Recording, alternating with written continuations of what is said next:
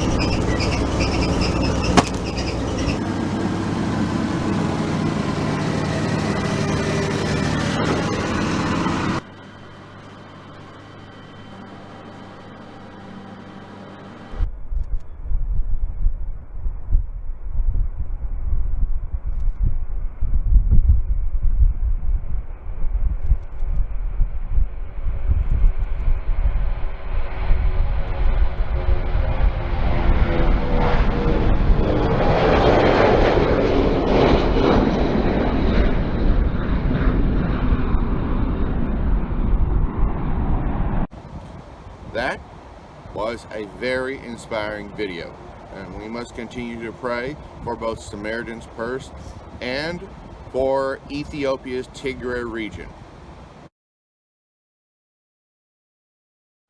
Last Saturday, the Canadian Coast Guard announced ice-breaking operations in and around the North Channel and Lake Huron beginning on March the 9th.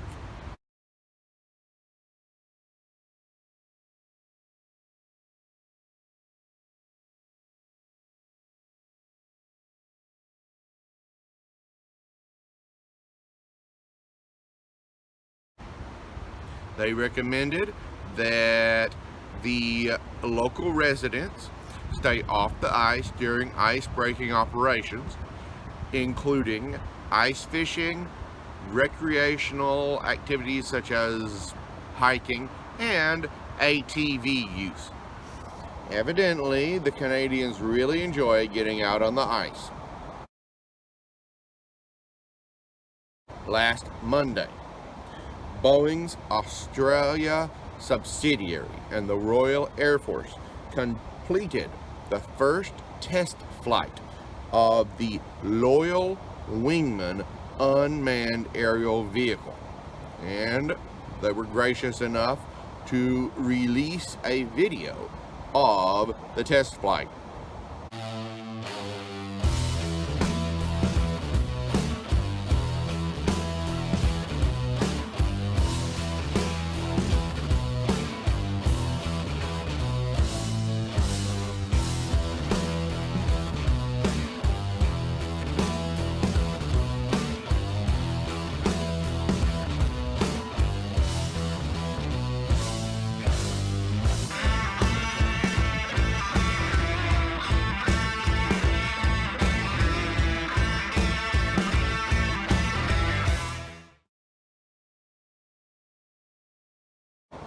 Last Monday, the Organization of American States announced the deployment of an electoral observation mission to Bolivia for elections that occurred this past Sunday.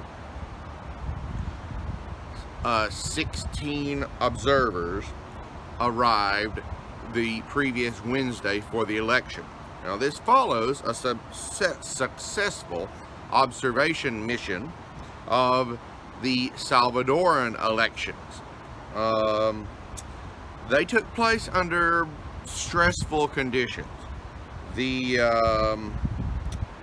observation mission visited 13 of the 14 departments, which is what El Salvador calls its states, and deployed to 5 of the departments, covering about 63% of voters. They reported there were issues, but it was successful. And they wanted to thank a number of nations for the financial support of the observer mission, including Canada, South Korea, Spain, the United States, France, Italy, and the Dominican Republic. This past week, the news has covered immigration issues along the southern border of the United States. Well, that's not the only place in the world there are immigration issues. Europe has to deal with a vast flood of migrants coming up from North Africa and the Middle East. And that's one reason that last Friday the Belgian Council of Ministers approved an agreement between Belgium and Serbia on police liaisons. This is a clarification of, among other things, the police liaison officer status in Serbia, and also an agreement on information exchange between the two nations. A lot of migrants coming to Europe pass through the area surrounding Serbia, and the press release emphasized that Serbia was one of the larger nations in the area. This precedes possible Serb entry into both the European Union and Interpol. The press release emphasized the fight against organized crime and police training opportunities. The draft now moves to the Council of State. Then, if signed by the King of Belgium, it will be tabled in the Belgian House of Representatives.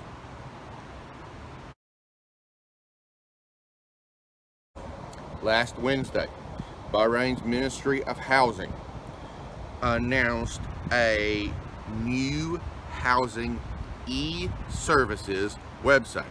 Everything's going online these days.